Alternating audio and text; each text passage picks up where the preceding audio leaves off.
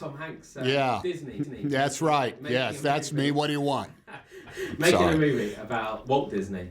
I guess the initial worry is that this could turn into some sort of corporate video, but what we get is Walt Disney who smokes, he drinks. He's not a scoundrel, but he's human. Would you have taken the role if it had been the myth rather than the man? No, I don't think so. It's always the material. What's going to come out of it. I like that this was a very specific period of Disney's life.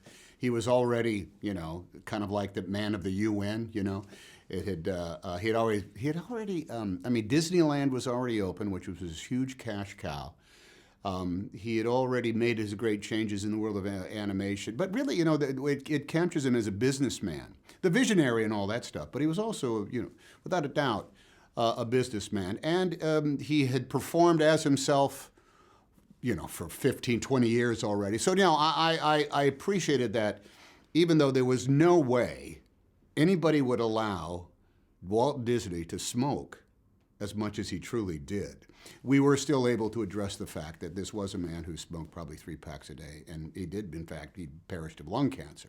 But it's quite brave by Disney to have that no-holds-barred version of the man of their company. I think it's smart of them.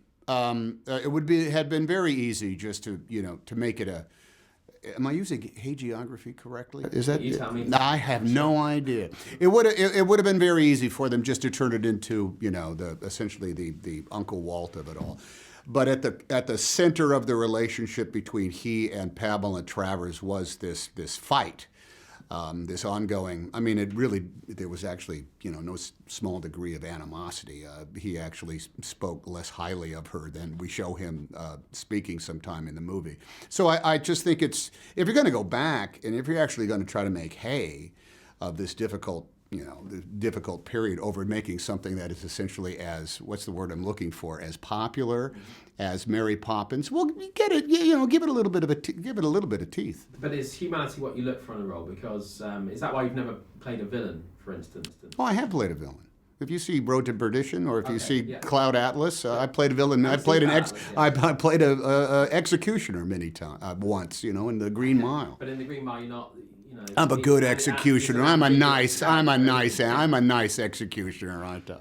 No, it all depends. I'm not interested in playing, a bad guy who wants to take over the world for some. I'm interested in some brand of logic, and the logic of the bad guys that I played were pretty irrefutable. Also, in Saving Mr. Banks, it's a classic culture clash, isn't it? You have on one hand Emma Thompson, stuffy, uptight Brit, and you have your brash American. I wouldn't say all Brits were stuffy and uptight. The Beatles had come over at that point, and I believe the Rolling Stones were already on their way. But without a doubt, she was that prim lady who was extremely opinionated about her work. But it's the stereotype of certain Brits and certain Americans. Do you think those stereotypes will play differently on either side of the pond? Because the screening I went to, for instance, we were laughing with Emma Thompson, and perhaps in the States they were laughing. No, I saw a screening in the United States, and they were laughing with Emma Thompson. I think they recognized the truth. Sometimes stereotypes are actually dead solid perfect, and I think in regards to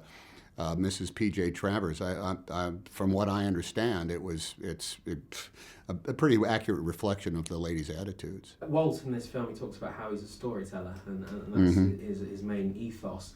It seems to me that Disney has kept that ethos. I still get a buzz as a punter when I see the castle on the screen before. As an actor as long in the tooth as you, Tom, do you still get that when you walk into the Disney lot? As a matter of fact, I do. I once had an office on the Disney lot, and it was a thrill when I first parked there years and years ago, and as dressed up as Walt Disney, I went and found my old office and thought I was going to have to barge into some guy's creative session, but it ended up just being an empty conference room. That's what my office used to be. But there is, I grew up actually probably seeing movies in the more fallow period of the Disney brand. I remember I saw things like Darby O'Gill and the Little People with Sean Connery, by the way, and the Gnome Mobile and Thomasina and the Castaways. And Disney was long gone from that, and it was just literally churning out this kind of like house brand of films. But still, it still had the magic of the movies in it. And meeting Richard Sherman, as a matter of fact, who was one of the house composers of the Sherman Brothers, I said I just sang all these songs that I remembered from movies like The One and Only Genuine Original Family Band, which was a movie that came out. And I said, was that your song? Yeah, that was my song. Was that? Yes, that was my song. I still could remember them all. It was powerful growing up as a kid. And also because it had the most important television show. If you were 7 years old and you could have access to a color TV, you did not miss the wonderful world of color that was essentially the Walt Disney propaganda machine that was on every Sunday night at 7 o'clock.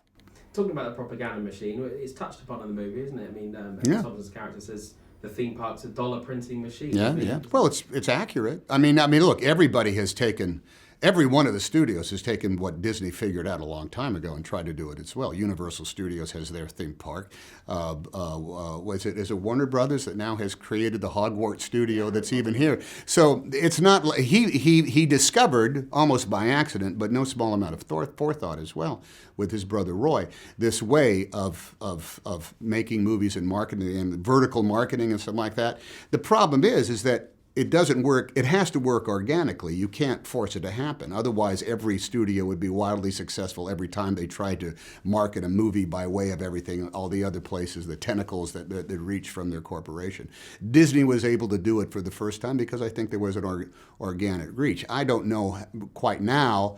I think there's a bit of a jaded acceptance if you go to some theme park and say, oh, well, now here's another ride that's based on the new movie that's coming out. I don't think it holds the same amount of sway, because I think now people are pretty hip that that's just a marketing ploy. When you look back at your career as a whole, which I do not do, but I'll try to sum it up for you. You have to. I don't. It's your job.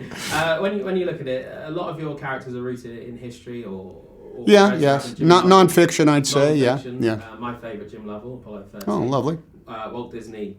Now, Captain Phillips, of course, is also out in cinemas. It's obviously not a coincidence. Why are you drawn to those? I have always been. This is what I've always read as entertainment. Even when I was young, and you're discovering your taste in literature, and mine went to like the Leon Uris novels that were like actually they were novels, but they were based in nonfiction settings. So I learned about post-war Berlin. I learned about the formation of the Israeli state in Exodus. Whatever it is I was reading, it